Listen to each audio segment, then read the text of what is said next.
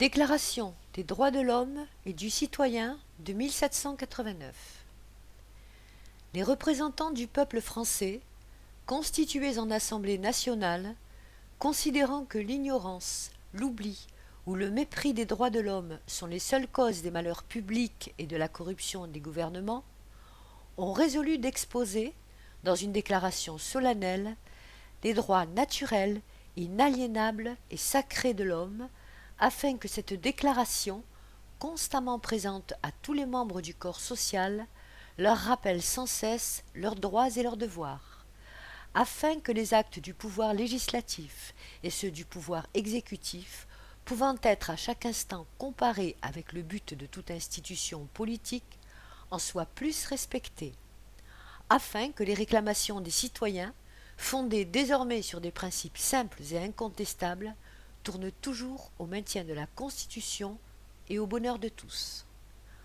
En conséquence, l'Assemblée nationale reconnaît et déclare, en présence et sous les auspices de l'être suprême, les droits suivants de l'homme et du citoyen.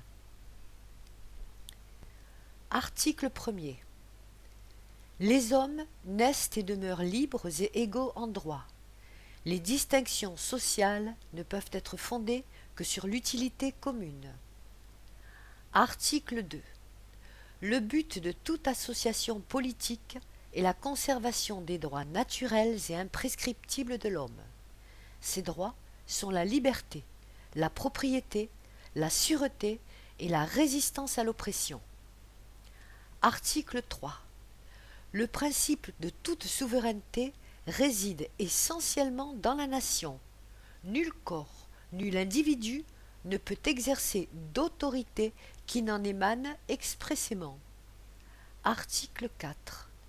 La liberté consiste à pouvoir faire tout ce qui ne nuit pas à autrui.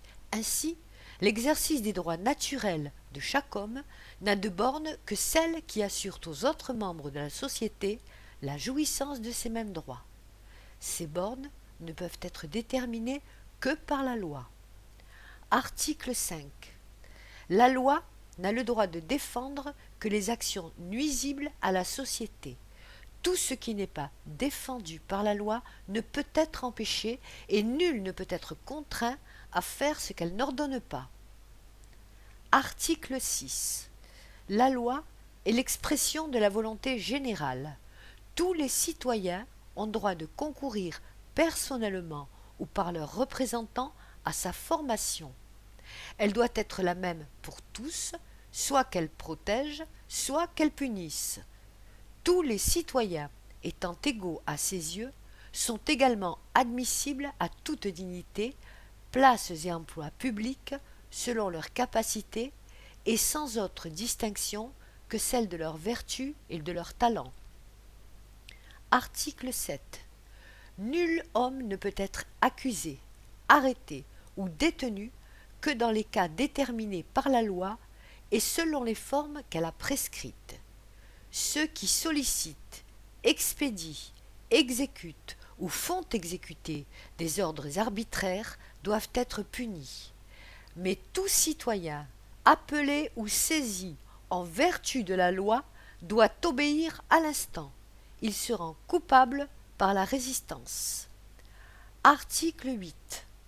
La loi ne doit établir que des peines strictement et évidemment nécessaires, et nul ne peut être puni qu'en vertu d'une loi établie et promulguée antérieurement au délit et légalement appliquée. Article 9. Tout homme étant présumé innocent, jusqu'à ce qu'il ait été déclaré coupable, s'il est jugé indispensable de l'arrêter, toute rigueur qui ne serait pas nécessaire pour s'assurer de sa personne doit être sévèrement réprimée par la loi. Article 10. Nul ne doit être inquiété pour ses opinions, même religieuses, pourvu que leurs manifestations ne troublent pas l'ordre public établi par la loi. Article 11.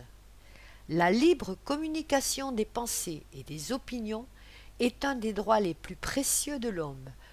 Tout citoyen peut donc parler, écrire, imprimer librement sauf à répondre de l'abus de cette liberté dans les cas déterminés par la loi. Article 12. La garantie des droits de l'homme et du citoyen nécessite une force publique. Cette force est donc instituée pour l'avantage de tous et non pour l'utilité particulière de ceux à qui elle est confiée. Article 13. Pour l'entretien de la force publique et pour les dépenses d'administration, une contribution commune est indispensable. Elle doit être également répartie entre les citoyens en raison de leurs facultés. Article 14. Les citoyens ont le droit de constater par eux-mêmes ou par leurs représentants la nécessité de la contribution publique, de la consentir librement, d'en suivre l'emploi et d'en déterminer la quotité, l'assiette, le recouvrement et la durée. Article 15. La société a le droit de demander compte à tout agent public de son administration. Article 16. Toute société dans laquelle la garantie des droits n'est pas assurée ni la séparation des pouvoirs déterminée n'a point de constitution. Article 17. La propriété étant un droit inviolable et sacré, nul ne peut en être privé si ce n'est lorsque la nécessité publique, légalement constatée, l'exige évidemment et sous la condition d'une juste et préalable indemnité.